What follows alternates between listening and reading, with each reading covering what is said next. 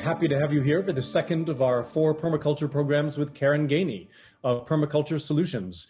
Her first video can be found on YouTube now, her first program, and we'll put this one up there as well afterwards. So thanks again for being here, and Karen, go ahead. Excellent.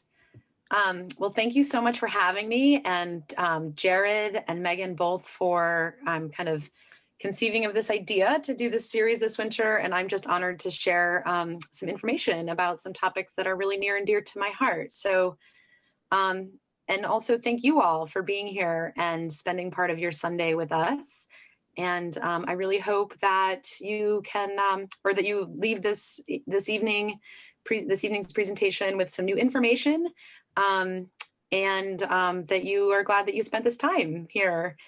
And so I'm going to share my screen.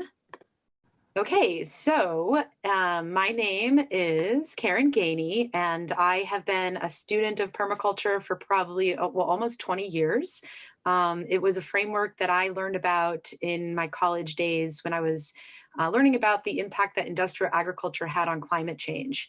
And it was proposed to me as a framework that could solve a lot of different problems in such a way that uses whole systems thinking and integrated and kind of cooperative, collaborative models of learning and doing. So I went on to get my permaculture design certificate and also get a certification to be a teacher in the principles of permaculture.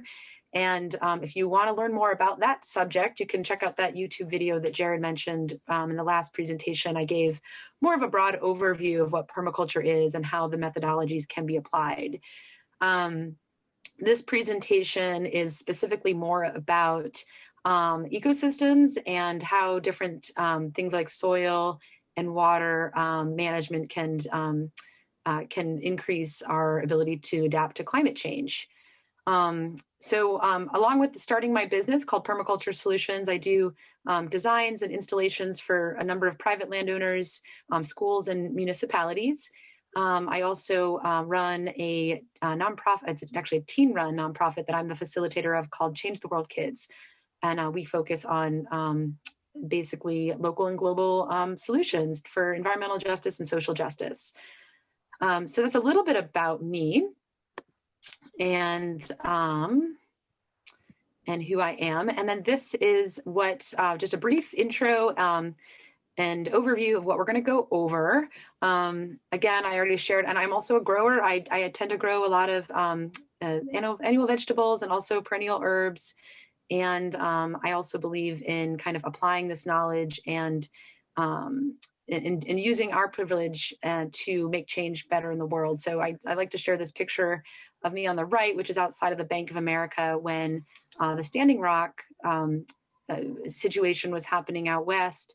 And we were asked to do some solidarity actions with some people that invest in those, the infrastructure of fossil fuels. So I bring that up because I believe that I just want to show that I actually practice some of these principles, and it moves beyond just soil health and the environment, but we have to actively advocate for applying soil health principles in all levels of society, from our own practices that we use in our backyard all the way up, to create legislation to protect our valuable resources. So this presentation is going to go over a little bit about climate changes and what we are expected to see kind of in this region, given what we know and different climate modeling, some of the projections and effects that we'll have that'll happen on our landscape. Why biodiversity is something that we should be advocating for and planting for as not only just a solution to mitigate climate change, but to enhance ecosystem functions and species diversity locally and globally. We're going to talk a little bit about soil structure, composition, how to build healthy soil, and how that relates to carbon, and how carbon drawdown and carbon sequestration is one of the many solutions to climate change. And we'll talk a little bit about the soil food web and the soil sponge, and what we can do kind of in our own gardens and communities by way of like how we plan for biodiversity and soil health. So that's what we're going to be going over. So I hope that's what you came here for today. So this is just kind of, I pulled from a climate report that UVM put out. And basically here's a little bit about what the projections are saying in light of climate change in this region. We know it's going to get a little bit wetter, and we're going to get more rain events where we get more rain coming in shorter time frames. So like we saw this actually last spring, where it was like really, really wet for long periods of time, going into a longer growing season that was drier. So this means that as we can adapt to these things, as we know these things, we can then therefore adapt by way of creating water catchment, water storage, with pretty simple technologies, both using earthworks, but also adapting our homes to be able to utilize and recycle water in more efficient ways. And so we also are expecting a little bit of an increase in temperature. Somewhere they are expecting up to 3 degrees in the next, over the course of the next 20 to 50-year horizon, and which will also increase our growing season, the length of it, which could potentially be even a positive. Although they are saying that with some of these changes, the growing conditions might be challenged, which could increase chances of more pests and insects, erosion, and other things. So oftentimes you might hear people say, "Oh, well, it's going to make a warmer climate here. Won't that be so great?" Because we'll have a longer growing season. It doesn't always equate to positives, because there are other unpredictable factors, and they're pretty complex cycles that we're just going to be barely scratching the surface of to understand how some of these things are interrelated. So we are going to get some temperatures that are a little more mild, less extreme, and less extreme cold temperatures, which could lead to a number of different factors. We know that, like, for instance, tick populations really, in order to limit those, we really need those cold temps to kind of kill them off. But so anyway, that's some of what we see. We all know that there's contributors to climate change. Humans have had a great impact by the burning of our fossil fuels, the industrialization of our societies. And given that, we also know that the agricultural sector basically contributes about 14% of greenhouse gas emissions to climate change. And there's a lot that we can do within this specific sector to mitigate that. And I just bring that up because that's really going to be the focus. There's a lot of different solutions to climate change, and there's a lot of resources out there for every sector to be able to pivot for a more kind of livable future. And a lot of that is articulated actually in Drawdown, this book that was published in drawdown.org, and there's a lot of information online. So I encourage you to check that out. But today's presentation is specifically on growing systems and soil and agriculture. So these are kind of specific to the area of, in Vermont. I realize I just saw the poll. There's a lot of people from New Hampshire and other places around the world. I live in Vermont, so I tend to kind of focus a lot of my research on what is specifically going to be happening in this region. And I kind of already hit on these a little bit, but we're looking at increased precipitation, increased temps, the longer kind of summer growing season. And, this is going to impact different industries and sectors in varying ways. One is that we might lose a little bit of our maple sap production in the area. And there's also such a thing as trees migration, like birches and other kind of late succession forest species are also migrating north, we're finding. So that's interesting. So in general, there's a number of different effects of climate change, which is obviously just there's going to be more greenhouse gas in the atmosphere. This can lead to a loss of biodiversity because, as we know, the oceans are becoming acidified. There's going to be more water events, in shorter periods of time. This could lead to a number of different factors, as we've seen kind of in this region post-Irene. There's a lot of infrastructure that was impacted. Obviously you can imagine if I had a big Venn diagram, I'd be like, drawing connections between how these things are related and why it's important to note the different changes that are going to be happening. So just some basic facts that are just good to know really about climate change. So some of the solutions, I'm going to start talking about that. Basically, we want to be increasing biodiversity. And the simplest way to put this is that plants are the least expensive way to recycle nutrients and and not just nutrients, but like carbon cycles, oxygen cycles, through transport, respiration, all the different water evaporation. So plants really do this best. And so if we can have a focus and a goal towards increasing biodiversity in our home landscapes, in our neighborhoods, in our public lands, this can impact basically nature's ability to be more resilient and adaptive to the changes that may come, and also be able to recycle and return carbon from the atmosphere and into the soil. And while I recognize that carbon isn't necessarily the only greenhouse gas, it is a contributing factor. And what we know is that life loves carbon. It's basically the building block of life. And I'm going to talk a little bit more about that. But by planting and for biodiversity, we're basically increasing the nature's ability to kind of recycle carbon. And I love this quote. So like, where do we find inspiration in some of these topics? Like, I didn't come into this world thinking, oh, I'm going to become a soil scientist, of which I'm not yet, but it's a topic that I've taken interest in, and because of the solutions that it provides. But I also, look to those that have come before us. And I love this quote from Mahatma Gandhi: to forget how to dig the earth and tend the soil is to forget ourselves. And this really just brings us back to our deep and inherent connection with the land, with our food, and with each other.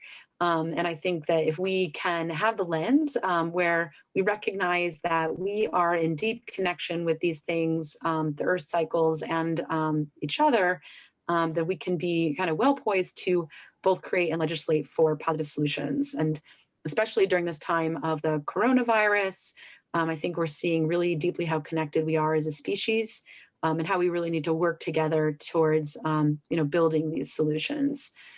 And so I just love thinking of that. And basically a lot of philosophers, and also like Vandana Shiva is another hero of mine who's been advocating for soil health and farmer rights for a long time, just consistently reminds us of our deep and inherent connection to the soil, which some say actually really relates to our ability to be able to enact democracy. This might seem like a far stretch, but if we are eating foods that come from nutrient-poor soils, we might not be having the abilities and the consciousness to kind of be able to create the solutions that we need to evolve into the future, where everyone has access to clean water and clean food. So I do believe we're deeply connected to these, and whether it's correlation or causation, we've certainly seen a degradation of soils over the past 100 years, and we're kind of, our task for this time is to rebuild some of these soils. And there's a great movie out there that just came out with Woody Harrelson. Now I'm totally spacing on the name of it. Someone must know. It's a new movie that came out, and he basically talks a lot about how this is the task that we're up to. And it also shares that we have about 60 years of topsoil left if we maintain the practices that industrial agriculture is applying to grow the bulk of our food that provides for most people in this country and world. Then we only have about 60 harvests left. But there is a lot of hope, and a lot of that hope lies in these ecosystem functions. And basically, like I said before, plants provide the cheapest and most efficient way of like recycling minerals, nutrients, water, and all kinds of elements throughout our atmosphere. And they connect us from the earth to the atmosphere as well. So these are just a list of some ecosystem functions that I'm going to go into kind of briefly for this presentation. And I apologize, I realize there's probably a lot of overlap because I did cover this in my last presentation. The next one, we're going to be kind of going into some of these in more specific ways and talking about the specific plants and how to actually plant them in ways that work together. So this is just an intro again, but these are some of the ecosystem functions that are provided by plants. And so if we know these things, that means that we can design to maximize the beneficial relationships that are occurring between and among different plants, and that also kind of connect the soil microorganisms and the soil life. So we're kind of thinking of both above and below. So here, I just want to talk a little bit about like what soil is. I think oftentimes, and soil is actually making a great comeback, if you ask me, and like the circles that I fluctuate in, um, because we're seeing more just like bumper stickers out there, like don't treat your soil like dirt, and soil, the stuff that life is made of. And it's really true. Soil is actually the foundational building blocks of all of life. Without healthy living soils, we would not be able to survive. And I also like to kind of emphasize that soil is very much alive. In an upcoming slide here, I have just all the different, like the pounds, the literal weight of microorganisms and life that makes up the composition of the soils. So it's very much a living entity that is always kind of recycling and decomposing nutrients at a very efficient rate, providing incredible amounts of organic matter and nutrients to our gardens and landscapes. The basic fundamental building blocks are sand, silt, and clay, and the different composition of these things impacts a number of different factors in your soil, like depending on the ratios of those four ingredients, basically. And this, if you have very much clay soils, then as you all know, that soil is very good at retaining water. And sandy soils on the opposite side of the spectrum are obviously soils that allow water to kind of percolate and run through and reach the subsurface layers of the earth and the crust. So it's very much living. There's a lot that's happening. There's also a lot of space in soil, and that comes from different earthworms and arthropods and nematodes that are kind of moving around, eating a lot of the organic matter and the exudates. What happens when we plant plants in the ground, those roots are basically experts at kind of transferring nutrients and also fluids, water, into the soil. And all of that, that action that the plant roots are doing, they're basically sloughing off what's called root exudates, and those feed the bacteria and fungi in the soils. And so we're going to get into that a little bit more. And so, yeah, they're basically, soil is that medium which produces all life. And I'm sure there's a plenty of things also that I didn't think of that are on this list that soils also provide. And so here's like another slide that just explains what exactly is in the soils. And these are kind of incredible numbers that I'm always blown away by. So if we were to take the top 7 inches of a healthy, fertile soil, this could be like a wild meadow or wild grassland, some soil that has not been tilled year after year or has a lot of inputs in the way of fertilizers or pesticides. So this is basically pounds per acre. There's 1,000 pounds per acre of bacteria in the top 7 inches of soil, actinomycetes, molds, algae, protozoa, nematodes, insects, worms, and plant roots. So you can now you can kind of start to really get that picture of this is a really living entity that has a lot of different activities and actions that are going on. And every one of those actions is both taking in different components and expelling certain components. So an example of that is a lot of the bacteria that feed on the root exudates. Those are also producing sugars and glomalin or glues that provide the basically the matrix that helps kind of the different soil aggregates stick together. And that is the beginning of what is the building of what's called the soil sponge. And I love that term.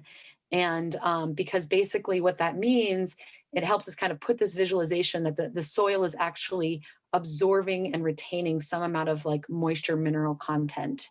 And it's through all of these actions have to be taking place in the soil food web in order for that that medium, that's rich soil life to actually be to sustain life and to grow nutritious foods and healthy plants. And so here's just a little bit of an image to kind of give us a sense of what those things are. And they're all different sizes. But the other thing that we're going to talk a little bit about in this presentation is basically soil organic matter. And this is the result of the decomposition of minerals and nutrients that all these little critters are producing. And as we know, just from the basics of like worms, we know that worms will kind of eat leaf litter and all kinds of different decomposing like minerals, and then they'll kind of poop out these worm castings, which are incredibly nutritious, really beneficial compounds for our soil to be healthy. And there's a number of different ways to build organic matter, and I'm going to share some of those methodologies with you so that we can all be applying these really basic, somewhat common sense practices in our gardening practices. So basically, all of these things need to be functioning and intact with each other to be, building this healthy food web, soil food web, in order, that just impacts all of life. So what builds soils? And this actually, I love this term. It's called petrogenesis. That's the term that is like very specific to the process of soil building. And so there's a number of different things that we can apply on both a small and a large scale to really build up that healthy organic matter and get all those symbiotic relationships working together amongst the different plants. And so one of the things that we know and that we're hoping that some of this information can actually really be applied on a more industrial scale, but by not tilling the soil. Every year when a plow goes over a meadow or a crop of acreage, and it's turning those soils, what that's doing is it's really exposing all that soil life that's in that healthy soil food web to heat and air. And sometimes that actually ends up destroying a lot of that soil life. On the top, it can go up to 2 feet of soil, if not more, can be destroyed. And not only that, what also happens is when these plows are turning the soil over, there is basically what's called a plow grade, and it's where that edge of the plow comes up and continues, goes over the same place, compacting that soil underneath the part that's being tilled. And that can create such a level of compaction that it means that some water and nutrients aren't actually percolating the entire soil, and it can ultimately again lead to like lack of nutrients, lack of water filtration, in the destroying of soil organic matter, because there's no life to actually keep that soil alive. And Elaine Ingham is another incredible, she's a soil scientist out of Oregon, and what she says, in healthy living soils, their water should be able to reach a depth of 16 miles below the soil surface. And again, this would be demonstrated in like healthy meadow grasses, which are some of the most diverse ecosystems and create some of the most rich humus, which is another term we'll talk a little bit about. But when there's a lot of living organic matter, that basically creates a humus that becomes this sponge, which is like basically like a long time nutrient plan for some of these plants that the soil can continue to recycle and build upon. So we also want to do cover cropping, and this can be done in a small garden or a large garden or an industrial farm. And like we know, this is being applied, for instance, just in Vermont, we have a grower in there called Pete's Greens. They have 100 acres that they're dedicated to growing their greens and 200 acres that they keep in a cover crop rotation. So it really kind of, it means that we're applying a different way of thinking to our growing and our landscapes, because we need to think beyond our garden as just the only growing area. So this whole company recognizing that they get so many more increased yields and a healthier crop if they're able to kind of keep those cover crops rotating, as opposed to just keeping this, putting inputs as far as synthetic fertilizers and pesticides into one area and then not applying compost and other things. And so, and there's all kinds of information, and we'll go into this more in the next session about which cover crops to use for which specific purposes. But oftentimes, I think what's best is to also think in terms of diversity. And there's like grains, oats, legumes, which are nitrogen fixing, and peas. There's all kinds of different mixes, rye. And these all kind of provide different things through their plant exudates, but also they encourage different soil life to be present. So another way to build soil is through companion planting. And this is basically just like grouping plants together that work well and provide different functions. There's another slide coming up that it gives you a little bit of an image of this. But an example would also be planting like thyme, for instance, around as a ground cover around other plants that might be more have specific root systems that are not as fibrous, but more kind of a what's it called, a taproot. And basically, so those taproots that I'll talk about, you'll see images of those and have a little list of what some of those are. But those are kind of reaching some of the subsurface layers and pulling the water and the nutrients up to the surface. So anyway, planting things that have different root structures, different purposes, and different ecosystem functions together. And that while there are very specific and scientific charts on what can plant where, for instance, marigolds and tomatoes are kind of a classic annual garden companion planting technique to bring good kind of predator insects to eat, for instance, tomato hornworms. There are also there's general guidelines as well. Like you can get very specific, but also I always just recommend for people to not get too bogged down when you're transitioning, for instance, your garden to be a no-till garden where you might choose to start integrating perennials and annuals. Oftentimes I'll plant things together because I think they look nice together, or because one is clumping and one is spreading. And I see the benefits of those working together, over and over and over again. And I really encourage us all to kind of be the experimenters, the scientists of our own world and our own gardens, and make those observations. And you'll know if things are working well together because every plant, has enough water that it needs. It's producing, it's going, really well from the flowering to the fruiting stage. There's plenty of flowerings. There's good green leaf matter. There's all kinds of indicators to sort out if your plants are getting what they need. So basically, it's because of this carbon matrix that forms when all these practices are implemented, and that actually are able to retain water and nutrients within the soil. And this is basically called the soil sponge. And I'm going to attempt, I might have to stop screen sharing for a moment, but I'm just going to show us a quick little video that articulates this topic that I am talking about. Just a second. And that is here.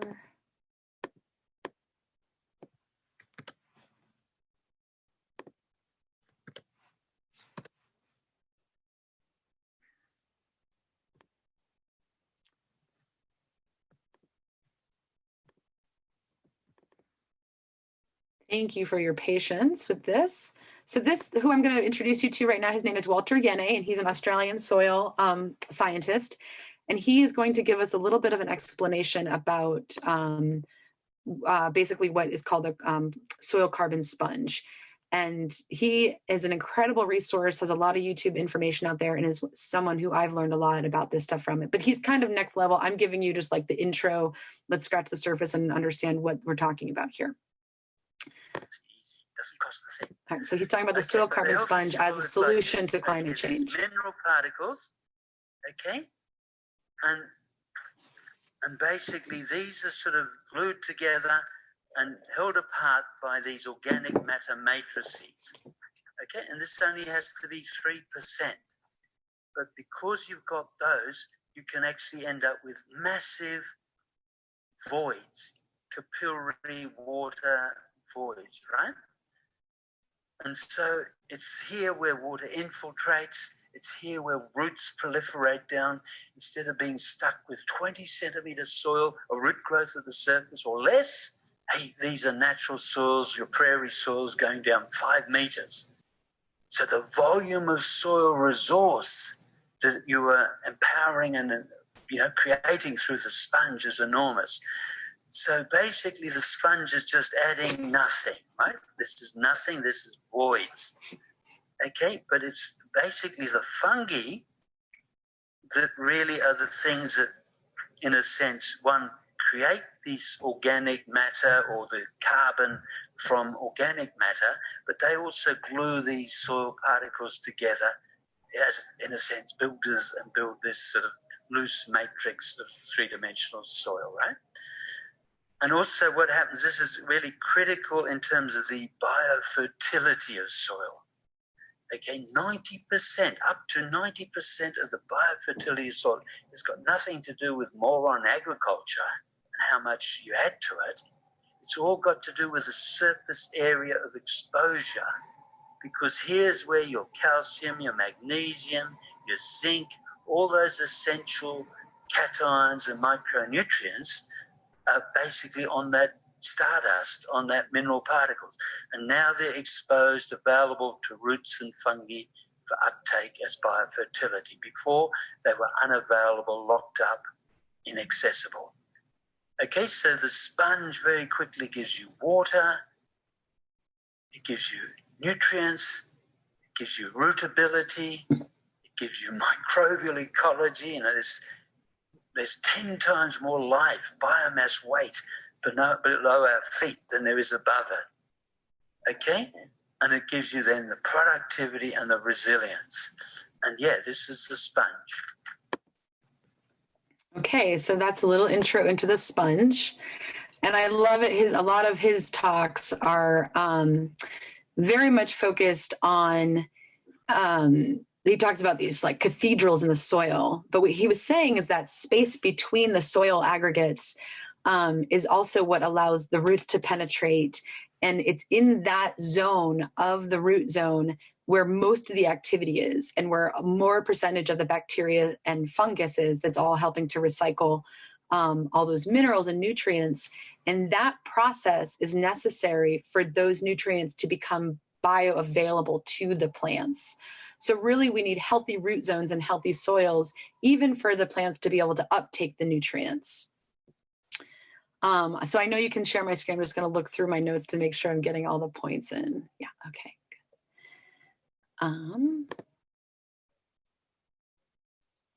Okay, so that was Walter Yene, and just in case it wasn't really obvious, these are also things that when we apply these practices and really focus on building the healthy soil sponge, we can actually create more adaptability in our soils and in our plants to withstand different changes. So as a grower, someone myself that likes to grow annual vegetables and perennial herbs, I've actually become more focused on the health of my soil versus the health of my plants, because you know, there's a shift that starts to take place, and then I start thinking about, okay, how do I get that good compost that I can add to the soil composition to grow my plants, as opposed to why is the plant unhealthy? Like focusing, you can see there's a little shift there, which I just think is interesting and great.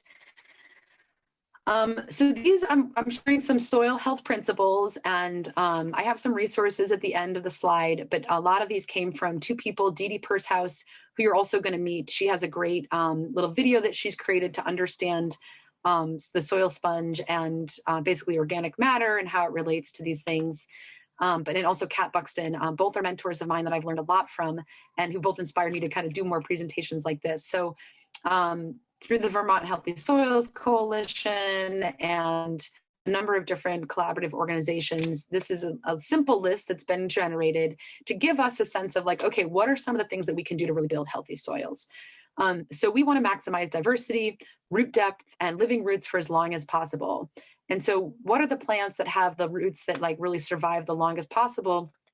These are perennials.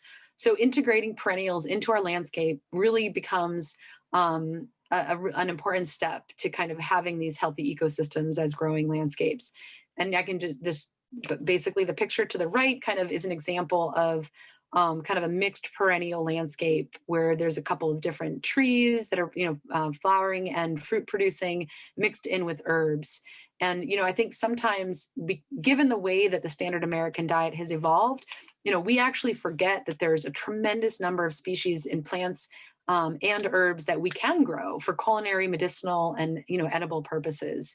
Like the cornelian cherry is a you know, really amazing kind of heritage heirloom cherry that produces a nutrient dense berry. But because it hasn't kind of it's not that easy to commercialize and or grow and ship. You know, it's like kind of gotten out of our diet. So when I'm talking about maximizing diversity here, I'm saying yes, like in terms of plants and soil health, but also in terms of like our diets. And you know, the more that diversified our diets can be, the more energy we might have to implement some of these practices. So we're always thinking in whole systems and how it can be applied in both small and large scale. So minimizing disturbance. Basically, it's very clear what we know is like I was saying with the tilling of the in gardens and industrial landscapes. There's a lot of soil life loss when things are disturbed. So if we can minimize the amount that we're compacting by way of driving on soils and turning them, that'll also increase our soil health. Decreasing compaction, keeping soils covered. This is another, like, so when we get light and air and wind hitting soils, there's just a certain amount of loss in both the material that can get blown away, but also the soil life that is, we want that soil life to be going right up to the top of the soil. That happens really well when we're doing things like mulching. And when you mulch, you can often like pull that straw or those wood chips or that leaf litter away and see that right under that is like a really kind of like diverse matrix of all those interactions occurring. Also animal contact with the soil. Regenerative grazing is another topic. I'm not going to go into great detail for the purposes of this presentation, but when it comes to actually bringing carbon out of the atmosphere and into the soil, one of the really important factors is actually to get large ruminants grazing on land again. They are some of the best managers of meadow landscapes in such a way that they're adding fertility by way of manure dropping. But when perennial grasses are eaten and cut down, what happens is a large percentage of their root material will actually slough off into the soil, which adds more organic matter for the bacteria and the fungi to be eating, which then produces those glues and glomulins, which becomes this network, a matrix that is feeding all the life in the soil. And so basically that's part of the carbon cycle. And then we also want to think about water. The kind of more regenerative practices applied to water involve slowing it, sinking it, and spreading it.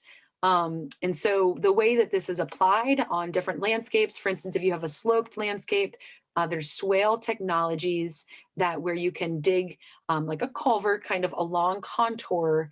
And what that does is as the water starts to flow and comes down, it actually kind of sinks into these culverts. It slows it throughout that contour and then spreads it. It's just a great example of thinking of, how to really kind of work with and capture water, as opposed to if we get more rain events and they hit a steep slope, we know that erosion can then occur. And that leads to property loss, value decrease, et cetera, et cetera. And so another really important factor in order to maintain water is to have that good organic matter in healthy amounts in the soil. And what I've learned from Walter Yene is up to 1 gram of carbon. I actually have it in here. I don't want to mess up the quote or the fact, but that basically increases the amount of water that can be stored in the soil. So if there's not carbon-rich soils, there's less water that's getting stored. And if there's more carbon in the soils, that water is getting stored for longer periods of time, which enable the roots of the plants to be able to take up more water and nutrient over long periods of time, which then, of course, decrease the impact of the erosion and just soil loss. Okay, so here's just some facts about carbon. There's just like a kind of a simple, there's all kinds of stuff online, and I just like to pull things that are kind of colorful and effective as far as really showing how these systems are integrated and interrelated.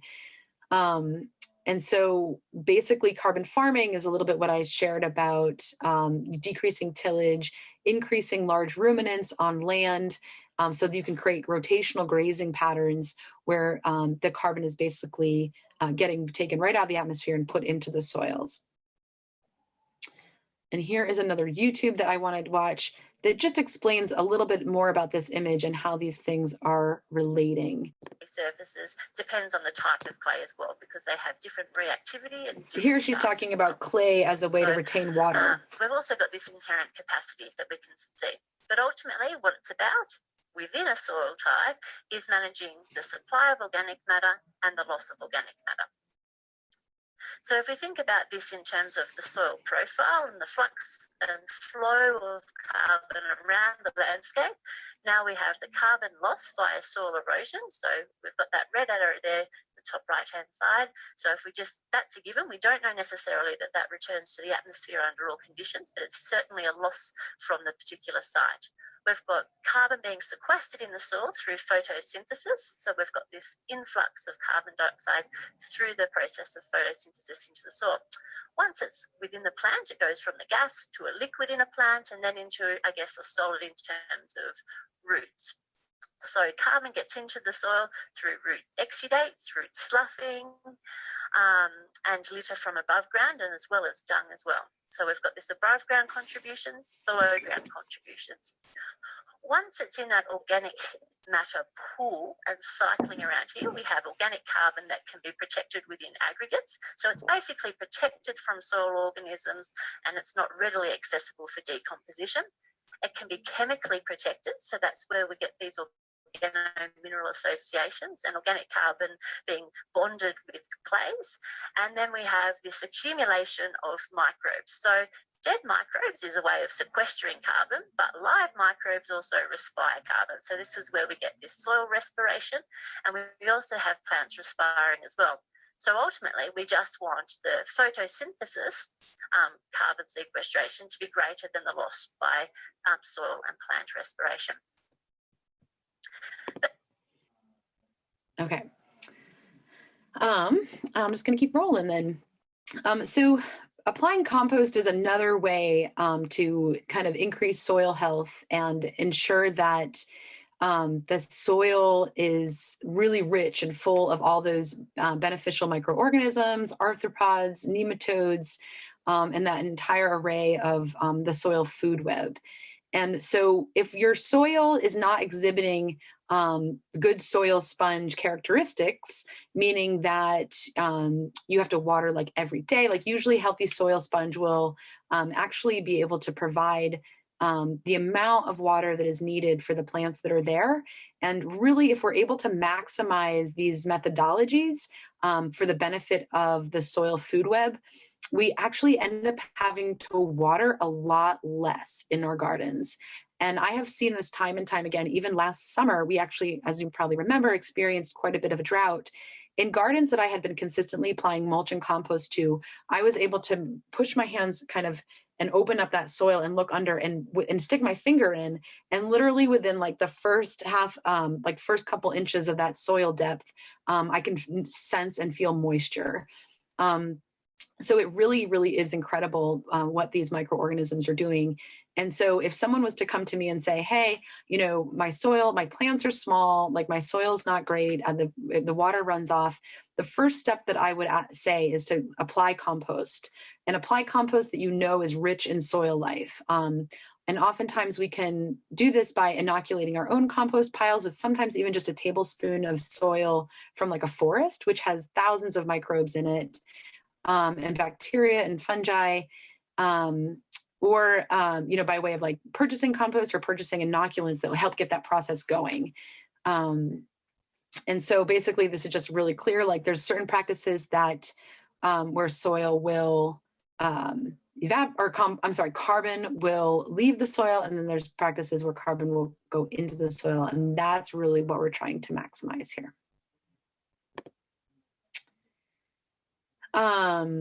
Okay, so we've been talking about the soil carbon sponge, and if this was a new term to you at the beginning of the presentation, hopefully by now you know a little bit about what we're talking about and have some sense of what you can do to really build that healthy carbon sponge.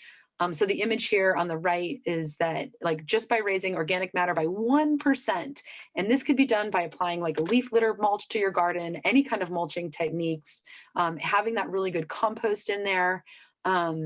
But those practices can lead to the retention of an extra 20,000 gallons of water per acre. Now, that to me is an astronomical number. And, you know, we're living in these times where if we're looking at increased drought occurrences into the future, I would bet that anyone that is trying to produce a crop for yield and or food is now really paying attention to that organic matter content. If we know that we can save up to 20,000 gallons of water per acre. That's not a small number, and that's not small conservation at all. And so, yeah, so how do we do this? We want to really kind of build towards that rich humus, and also, have plants that are working together. So we're not monocropping, but we're really diversifying what we're planting together. And let's see, there is another video here. I hope this isn't too much to kind of go back and forth, and that these are all tools to just kind of help explain these different systems and how they work together. And so let me just grab this here. Increase. Never mind. Oops. That's another one by Walter Yene. So I'm going to skip that one because we already saw him, and he's basically just explaining the same thing with the creation of the soil sponge. Okay, so let's get back to our share. And here we go. And now back to the presentation.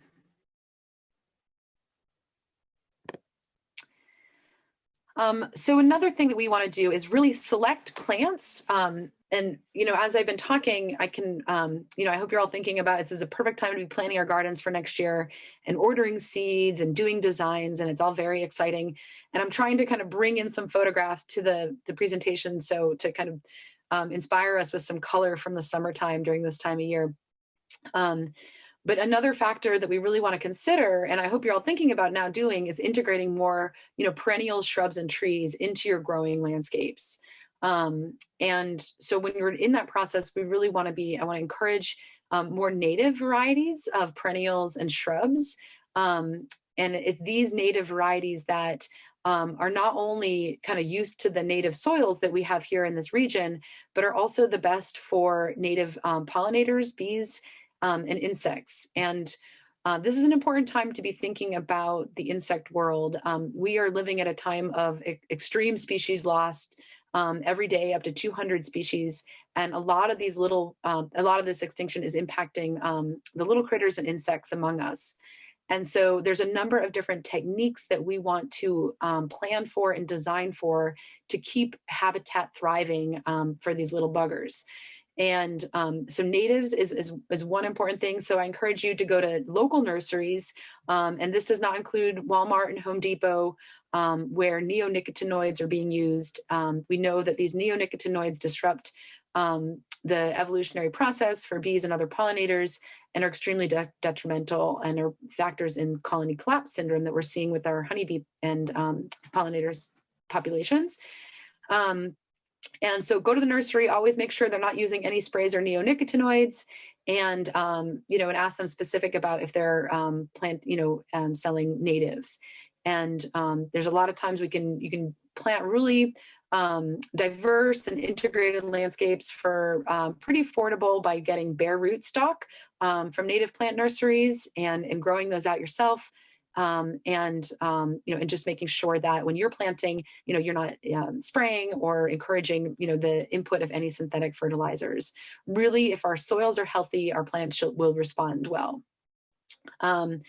And so select plants that provide different ecosystem functions. I'm just going to go over some of those functions coming up here shortly, so you know what I'm talking about as far as soil building qualities. Also, mulching is another thing that can really help. And another technique for gardens that I implement, and I really encourage others to do as well, is to really leave those woody stalks and stems of perennials through the fall and winter and actually into the spring. And this can be hard to do. I think that we are, at least in the landscaping industry, we're coming out of a time where people have somehow kind of developed this idea that things should be really clean and tidy and short. And this is actually not really good for soil health or ecosystem functions whatsoever.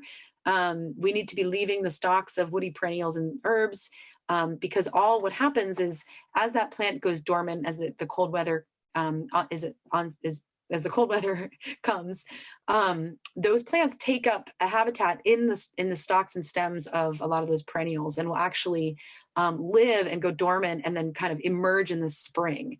And if we just cut everything down to the ground, we're not actually encouraging those insects. And then even yesterday, as I was putting together this presentation, I was looking out over where I am, and there's this garden, and I could see there was actually 3 different species of birds that would come in different flocks onto the herbs that were planted here. The stalks are all still standing, and I can see what they're doing is they're actually eating the seeds. So in the first, like oftentimes in the springtime, in a lot of my herb gardens and perennials, I will always let that first flower go to the insects for pollinators, so they can get that nectar in the early springtime.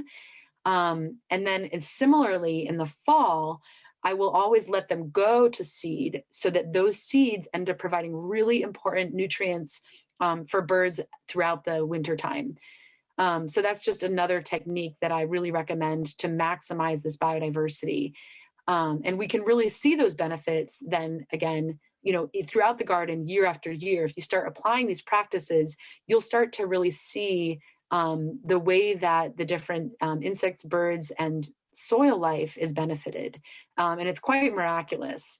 And then the other thing is, in the springtime, we want to wait until there's at least 2 weeks of temperatures above 50 degrees Fahrenheit, because what that does is that gives time for those insects to kind of emerge from those stalks. If we interrupt those life cycles, and I get it, like I'm when springtime hits and we have spring fever and it's a nice weekend day, you want to go out into the garden and start cleaning things up and raking that leaf litter. But really, we need to discipline ourselves to leave it 2 weeks above 50, so that we give chances for those insects to emerge. And, and then this is really just kind of the meta narrative of these practices, I really believe are actually bringing us better in touch with nature's cycles and nature's rhythms, and also helping for our own kind of, reconnection with these elements. And because we're being guided by principles of life rather than, unknowns or impulses that, lead to species loss. Okay. So always covering the soil. So this is one of those soil health principles, and we really want to make sure that all areas are always covered. And again, we can do this in our annual garden by way of cover cropping and mulching, but we can also do it with plants. And one of the best things that I think nature has taught us is when there's a disturbed area, there's always a plant community that comes in and occupies that area. Those plants are actually really important, and they're providing extremely important nutrient recycling functions by way of like those plant root exudates that are bringing those nutrients and that water to the soil to then build the organic matter for the next succession of plants. So whenever we forget like what we should be doing or what the best practice is, we can always really look to nature to guide us in that way. And one of the things that you might hear a lot when it comes to permaculture is gardening, forest gardening. And I always tell people this, sometimes it does mean kind of gardening in the forest, but more than not, mostly means gardening like a forest. And again, like, I'm sorry if you're in my last presentation, I am covering some of these topics again, because I just feel that they're really so important for us to get and understand and implement.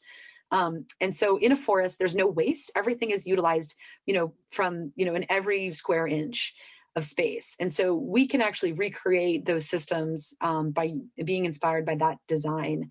And so, there's all kinds of things that we can plant as ground covers, and to really make sure that none of that soil is bare. And if we're talking about annual growing systems, the best methodology there would be to really use mulch with like leaf litter. Straw, I know, is getting increasingly expensive. But if you have to, you can use cardboard, just to keep soil covered so that it's not, we're not losing all that benefit of like the process that the root exudates are kind of sloughing into the soil and giving that biology to really do its thing and break down and build more organic matter.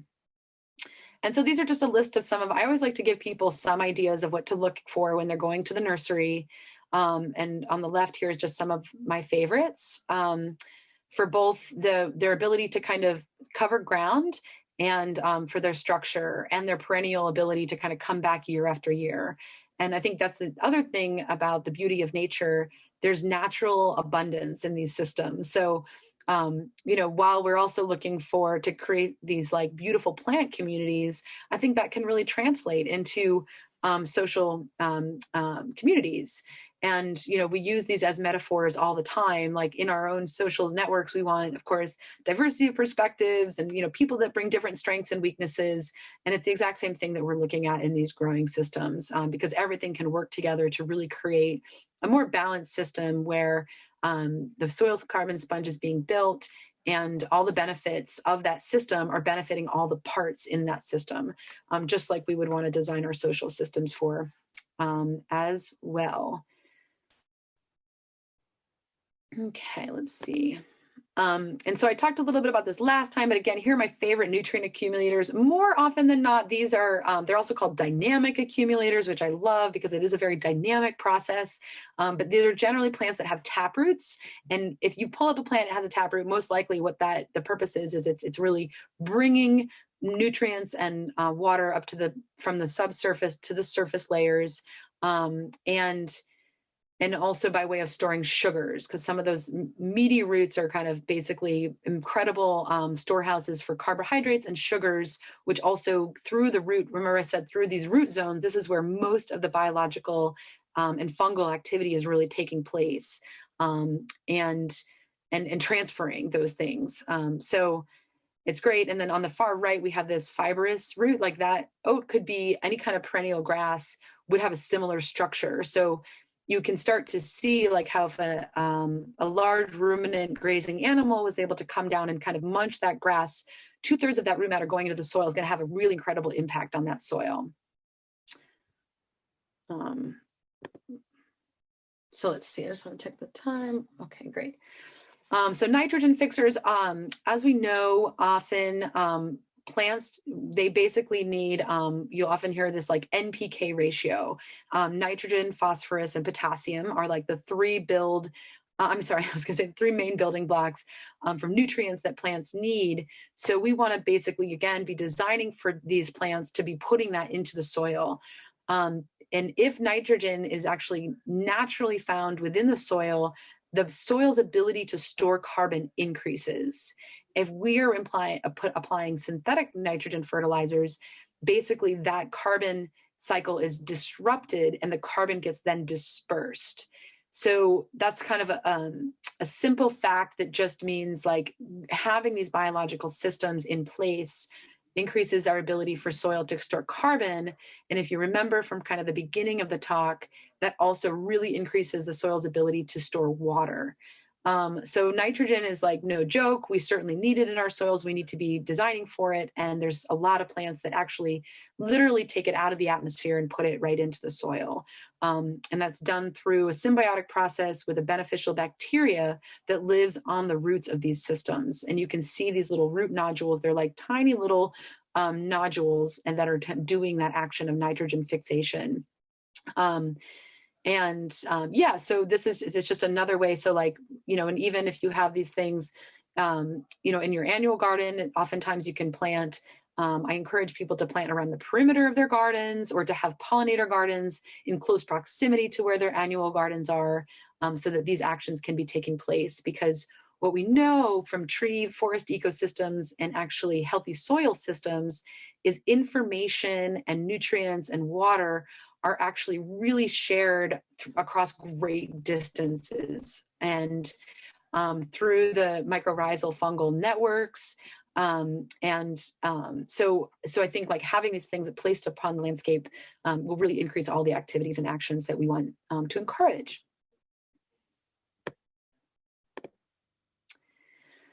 So yeah, I kind of, here's a little garden that I did last year just to kind of say, well, how can this, just to show like how this can be applied. And because sometimes it's a new concept and it can be hard to imagine like what that means when we're in this area. And so on the left is just a picture of an area that was prominently goldenrod. And what I did is just what's called sheet mulching. So the area under the soil all has cardboard that was just really placed right over the meadow grasses. And I did what's called a chop and drop method. And I have a hand sickle that I use, and I chop all of the tall kind of goldenrod right at the base, so it kind of falls over. And then I layer cardboard on top of that, and then build kind of a compost mulch topsoil composition. And I let that sit for 4 to 6 weeks, depending on the time of year. And then I go back through and I plant plants, perennials into that. And what that does is all of that biomass that is underneath there is basically building towards soil health that will feed these plants in years to come. And we, like I said earlier, we really want to be increasing the amount of biomass in our growing systems so that we can be recycling carbon and water at kind of a faster rate to increase that biodiversity. So, so this is an example of different things, and this is a pollinator garden. So effectively what we've done here is where there used to be one species of goldenrod, we've now created over 75 different species of plants. There's, not pictured here on the left, is actually a layer of blueberries, there's currants, so there's different sizes, different berries, and different pollinator perennials, and some medicinals as well, because this installation, I wanted to incorporate, perennials for pollinators, but also medicinal culinaries for actually harvesting and using. And if people are interested and we have time, I have a lot of images like this on my website, and we could go through that together, or you're welcome to visit on your own too. So this is just kind of a brief review, like why is it important that we apply these methods? So like, as I just was saying, increasing biomass really helps to store carbon, and that is really the fundamental building block of all of life. If we have carbon in our soils, then we can, we encourage soil microbiology, which increases surface area and builds that soil sponge that Walter Jenne was drawing out for us. We're connecting with nature cycles, so we're kind of like living into our full human potential. We're becoming empowered to understand the different factors to increase our local food system, and actually in such a way that is like also increasing the soil food web and the nutrients that we're able to take in from our local environment by way of food. So we're building soil. Again, soil is the building block of life. It's necessary for us to live. All species eat, and we can just design for and maximize the beneficial relationships of those species so that we can be like harvesting the benefits of that process by way of composting our own food scraps, and also by way of having good soil life in our soils. So this kind of increases our interdependence and our conscious interdependence of with each other and the systems that we're involved with, which of course leads to our ability to adapt to and respond to change. And so what else can we do? So throughout the course of the presentation, I've talked a little bit about climate change and what's coming down the pike, and some techniques to kind of build up our local ecosystems to be able to adapt. And but there's a number of different things that we can do to kind of build on these solutions. And so we can just acknowledge our community assets. Like anywhere we go, anytime that we ask ourselves these questions, I feel like we're able to access the power of our own inspiration and solutions. We don't need to continually look to outside factors to tell us what to do, but when we become empowered, we can increase our own food sovereignty and local resilience. And ask ourselves, how are we functioning along these natural cycles? Are we working with nature, or are we working against it? And if we kind of basically put anything that we're doing in our gardens, to this test, we should be able to say, oh no, I'm working with the cycles of nature here, and I can see, here's how I'm doing it, and here are the impacts. I also like to bring this question, like, how are we practicing unbiased diversity, inclusion, and equity?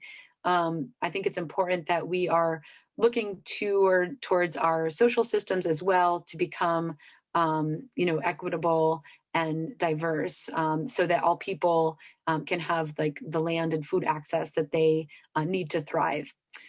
And what do people already know? so I think that everyone also has a lot of inherent knowledge that you've learned over the years from your experience and observations.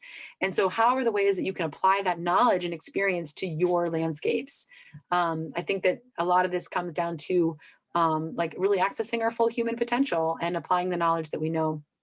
And so the image on the right here is just, these are the three principles and, the three ethics of permaculture and the 12 principles.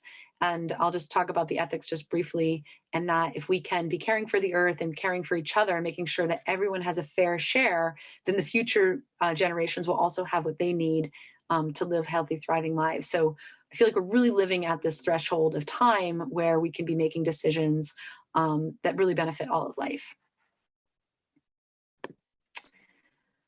Okay, so this is my last slide, everyone. So I just wanted to share that there are a couple opportunities to take some of this information and engage deeper with it. And that there's an incredible upcoming series called, I'm gonna see if I can get to, oops. Oh, well, oh, good. This is the Vermont Healthy Soils Coalition. They have put on 3 different series, of which you can access all of them on this website. And they're really, really informative, and from indigenous land practices to kind of going a little bit deeper with some of the concepts that I've talked to you about. But this is the next one. It's coming up. It's going to start in February, and you can register. I'm pretty sure it's a sliding scale rate, and you'll be learning from the best, the creme of the crop, as we'll say, like Dee Pershouse and Walter Yene, and also some really incredible Abenaki leaders. So it starts on February 10th and goes until April 21st, and it's all virtual. So I've done the past 2 series, and I've learned so much. It's basically one of the reasons why I've kind of wanted to take it upon myself to share some of this information with wider audiences. So I can't recommend that enough. And Dee Pershouse, I've listed her here. She has a lot of resources. You can just search her, and she has a website and also YouTube channels.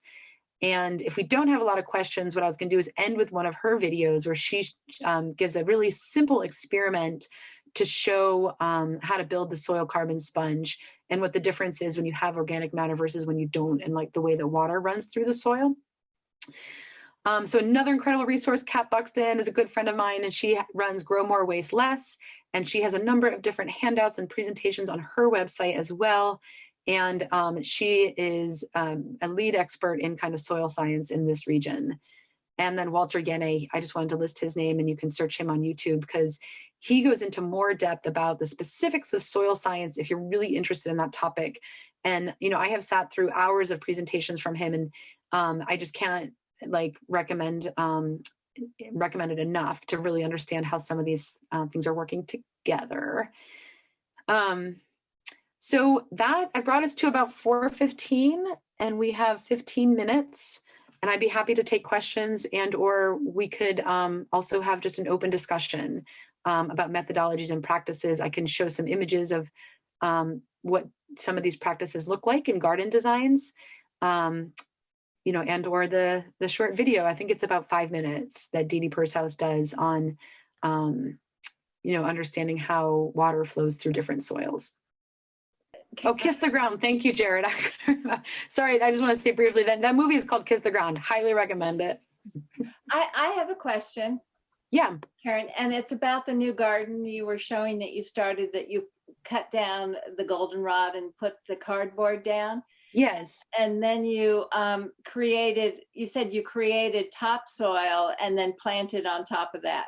So what did you mean by you created topsoil? You dug it up from another part of your garden, or you got it a truckload brought in? What did you mean by that? Yeah, so I basically created a composition that was topsoil and compost, and that I just got with the resources that were closest to that client, which was sheep manure and a topsoil mix. So basically I just made my own mix and applied it to the top of it. Yeah.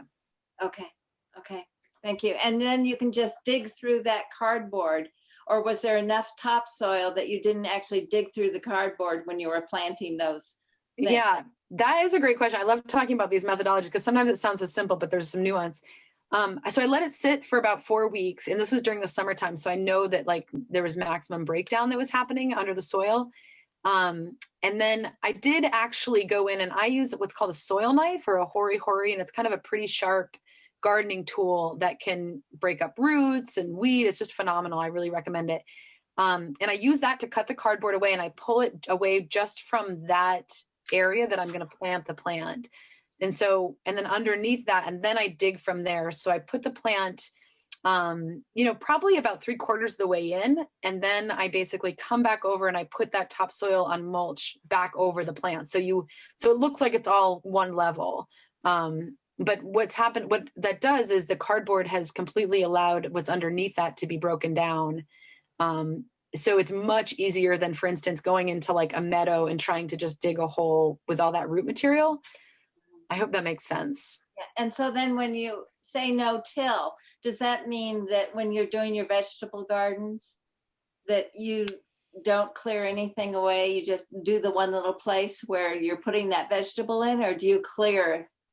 Yeah, no, I don't clear. I mean, I've kind of gotten used to it. It took me a bit because I was farming in kind of a conventional organic, but not conventional, so organic farming system where there was mostly naked soil. And it took me a while to kind of adapt to this method, where now what I do is I create like basically permanent raised beds, and I'll use like a straw or leaf mulch. But when I'm then planting seeds, I just kind of move like maybe 2 inches of that mulch away. And then I plant in those little furrows underneath, like in that line. And then, and it's really amazing because then I can see very clearly when I'm watering, like how the germination rate is. And it really prevents weeds from growing, but those little seedlings will then come up and have access to the water that they need because there's mulch, on an inch of both sides of that seed. So it's a little bit kind of weird to do at first because you're used to just kind of planting seeds in an open seed bed that might not have that mulch, but instead you just kind of make a little furrow. You just like spread that mulch, make like one little furrow, and then you really don't end up needing to water it as much as you would an unmulched area. So mulch is okay. It doesn't have to be the plants from last year that are still there. Yeah, I could have. Yeah, that's exactly right. Like, and so sometimes with the plants from the previous years, like if it's like not tomatoes, but like if it's kale or broccoli or even like herbs like parsley, I'll cut them down and take out the stalk and maybe like compost that, but then leave the roots, and then I'll just kind of plant around it. And that methodology is like, maybe a little messy for some people, but I really like to keep that root material because all that organic matter will then get broken down, and it'll increase the kind of nematodes, arthropods, and all the other different, like the protozoa, the bacteria, the fungi, all of that will start to decompose that old root from the previous years. But I will still clear, like I'll do selective, clearing of different roots. Thank you. Yeah, of course. Karen, we have 2 questions in chat. Aaron asks, what are your top 3 native shrubs that you would recommend for gardeners for the trifecta of wildlife?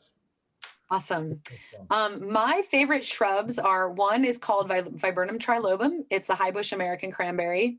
It's native to this area. It produces clusters of like bright red berries that are good for migratory birds.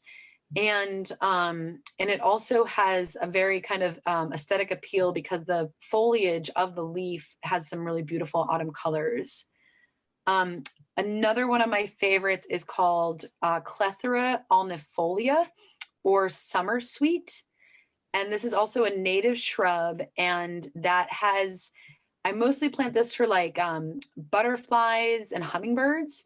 It's long. It takes a long time to bloom. Like in the springtime, it comes like more towards like the early part of summer. But once it blooms, it has an incredible fragrance and long bloom time. And I have seen more species of insect on this plant than I have almost any other plant. To the point where one person asked me to do a consult because she had this plant that had all these hornets on it, and she thought that it was really bad and she had to get rid of it. And I went and I took a picture because there was more varieties and different species of pollinators that were on the plant than any other one. And you asked for 3. Okay, so that's 2. The other I would say are either like viburnum, there's a number of different species of viburnums that are a lot of them are native. But also I would say maybe the third is either aronia Melocarpa, which is chokeberry. And that is it's a native shrub that is incredible for bird habitat. So I'm always thinking in my landscape, like a couple pollinator plants like Nepeta or catmint is like a long blooming, what beautiful pollinator insectary. Anything that has like an umbelliferous flower, I'll plant intermix with like some of those 3 native shrubs. And the aronia is also it's a very nutrient dense berry that we can also eat ourselves. It's really, really tart. But it does well, and it integrates well with a lot of different soils and brings a lot of habitat. So that would be my trifecta. The second question is from Tom. Over the winter, do you simply mulch your annual garden or do you grow a cover crop? I think that depends on what you're also trying to grow, Tom. So I would need to know a little bit more, but like for an annual, like I think for a large annual garden, I would recommend a cover crop, like a winter rye, or like a oats, peas, vetch mix. And oftentimes like a really good time to plant that cover crop in your annual garden would be early fall. Like you need probably 30 to 45 days, depending on the crop, to allow it time to grow. And then what'll happen is it starts to get cold and some of those plants will die and they'll just basically fall over and then provide a mulch for that area, which will just break down over time. And then you can go the next year and you can either do what I was saying earlier is kind of pull that aside to plant into, or turn it in. And that's the only time that I'd really, and it's different than tilling. You can turn in cover crop into the top 6 inches of your soil, and that's different than tilling because you're actually adding something. So those are what you could plant those. They basically winter kill, push it aside with your hands and plant into it or turn it over. And then, but if there's other areas, like I would do that if I had a large, for my large annual garden. But I also would do a lot of mulch, like depending on what's available, what resources you have, and what's easily accessible. Like I mulch all my garlic with leaf litter that I basically rake mostly from my driveway. Leaves are incredibly valuable to add to compost systems and also to mulch because, the native soils and microorganisms are so used to breaking it down and they do such a good job. But I don't recommend taking those leaves from like forested areas. But anyhow, so those are the 2 things that I do.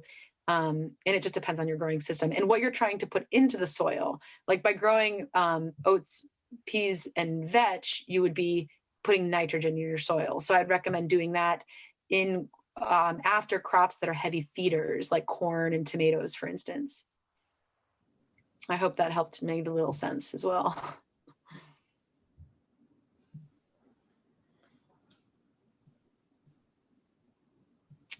Great. Any other questions? So I hope you've all learned a little something. Go ahead. Sorry. In terms of creating the soil sponge, does it matter what type of carbon source you use? Because, if say you use straw as compared to wood chips would be more denser. But in terms of capturing water, does that really matter?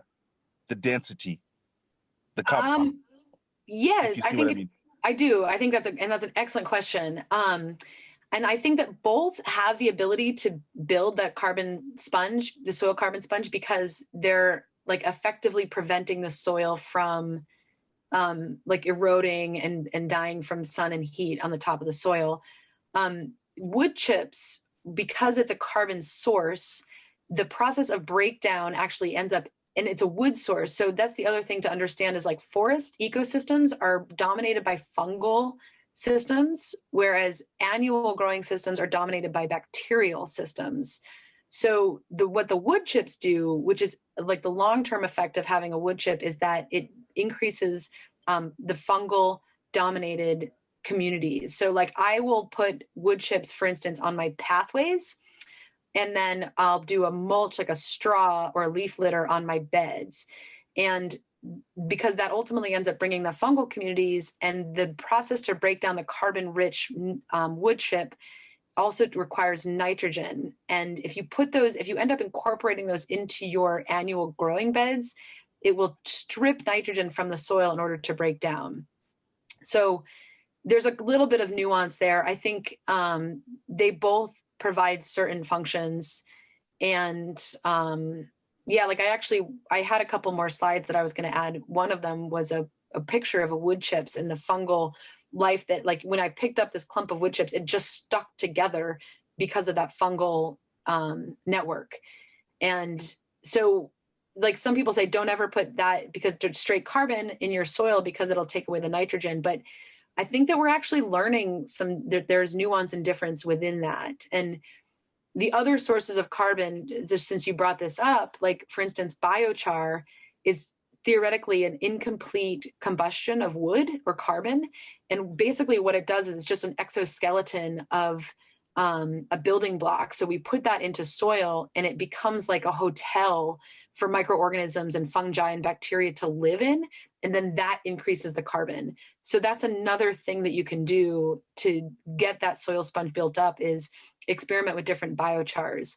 And now we're kind of getting to the point of understanding, like, where the law of efficiency kind of matches with that. Like, because you can have too much carbon in your soil, and that might take away, like, nutrients that your plants need to be uptaking. So there's certain thresholds, is what I'm trying to say. And there's a lot of information out there on, like, making sure that when you get biochar, that it's actually like a properly, incomplete combustion of a wood product, and making sure that wood product isn't like a plywood, but it's just like a good hardwood. So anyway, so that's just one other technique I would say to increase carbon in the soils, is working with biochar. Yeah, I hope that answers your question. Okay. Okay, thanks for your question. Well, thank you all again for joining us. And Karen, thanks so much. And we'll hope to see everyone back 3 weeks from today. The first Sunday in February, the 7th, will be the third in the series, which I believe is on plant species and their uses. Yeah, so we're going to go into a little bit more of, like, garden design and talk about some of these species and methodologies. And I will be sharing kind of more pictures from the field, and would love it if you are returning, come with your questions, and, like, or what plants that you've recognized in your gardening landscapes have, like, brought a lot of insects in that you didn't realize, or were, building a really good, soil life around their root material. And I would love to get a sense of, like, it seems like there's maybe a good amount of overlap, because I can bring in more information if you all are planning on coming to the next one as well. I would say, like, most people came to the last one. Okay, yeah, so there will be a lot of new information next time if you choose to come, and bring your questions, and I'll have a lot more pictures from, like, experiments in the field, so you can see, again, like, specific plants and their ecosystem functions and how that all works. Great. Thanks, Karen. Thanks, everyone. Thank you all so much.